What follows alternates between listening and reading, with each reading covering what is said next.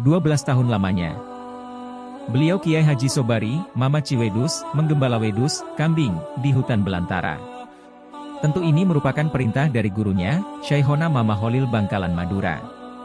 Ketika beliau diantarkan oleh keluarganya untuk menimba ilmu di Bangkalan, gurunya tidak menyuruh dia ikut ngaji. Tapi justru beliau disuruh mengurusi kambing milik sang guru. Harus sampai gemuk ya? Titah Mama Holil. Dan inilah, dalam salah satu riwayat, asal-usul beliau diberi lakop atau julukan Mama Ciwedus yang artinya wedus itu kambing. Singkat cerita, keluarganya dari Kuningan ingin menjemput Sobari, karena memang sangat dibutuhkan untuk menyebarkan agama Islam di Cilimus Kuningan. Namun ketika mereka sowan kepada Mama Holil merasa kebingungan. Sebelumnya mohon maaf, ini anak kan belum pernah ngaji satu lembar kitab pun. Selama 12 tahun dia menggembala kambing saya di hutan, tutur Mama Holil. Lantas harus bagaimana Mama? Tanya keluarga Sobari kepada Mama Holil. Tunggu sebentar ya, jawab Mama Holil sambil pergi ke belakang untuk mengambil air laut yang beliau tuangkan dalam gelas. Sobari, minum air laut ini, kalau rasanya manis maka kamu akan selamat, kalau rasanya tetap asin maka Mama akan menyembelih kamu di depan keluargamu ini, titah Mama Holil.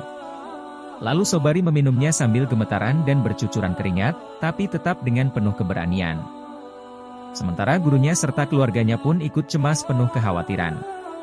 Rasanya asin Mbah, kata Sobari.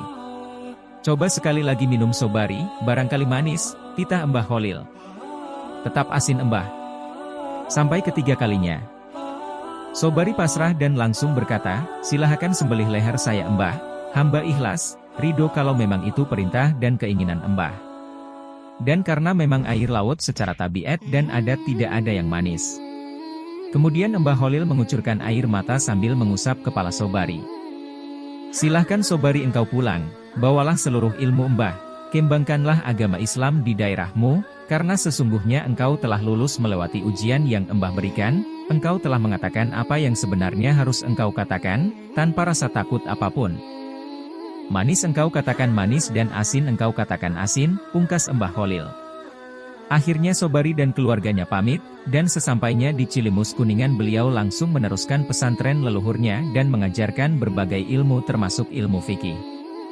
Karena kemasyhurannya, para santri yang ingin mengaji berdatangan dari berbagai daerah, termasuk ulama-ulama karismatik yang banyak didatangi santri di kemudian hari, untuk ditimba ilmunya, seperti Ayah Banjar, Mama Kresek Garut, Mama Sudja Ikudang Kota Tasik, dan Mama Cimanggu Tasikmalaya.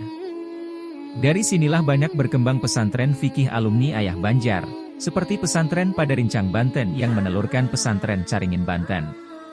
Dan seperti pesantren Cikole Ciamis yang menelurkan pesantren Balai Kambang Karanunggal Tasikmalaya, pesantren Ibunda Manonjaya Tasikmalaya. Dan banyak lagi pesantren-pesantren fikih yang tersebar di Tatar Sunda dan Banten. Walhasil, segiat apapun kita mengaji, kalau tidak diiringi rasa hikmat, melayani, kepada sang guru atau kepada pesantrennya. Dengan cara menghormatinya dan menghormati keluarganya dan rasa hormat yang lainnya, yang telah dimaktubkan oleh Syekh Al-Zarnuji dalam kitab Talimul Muta'alim, atau oleh Kiai Haji Hashim S.Ari dalam kitabnya Adabul Alim wal Muta'alim. Maka kemungkinan kita tidak akan mendapatkan keberkahan kemanfaatan ilmu yang kita kaji.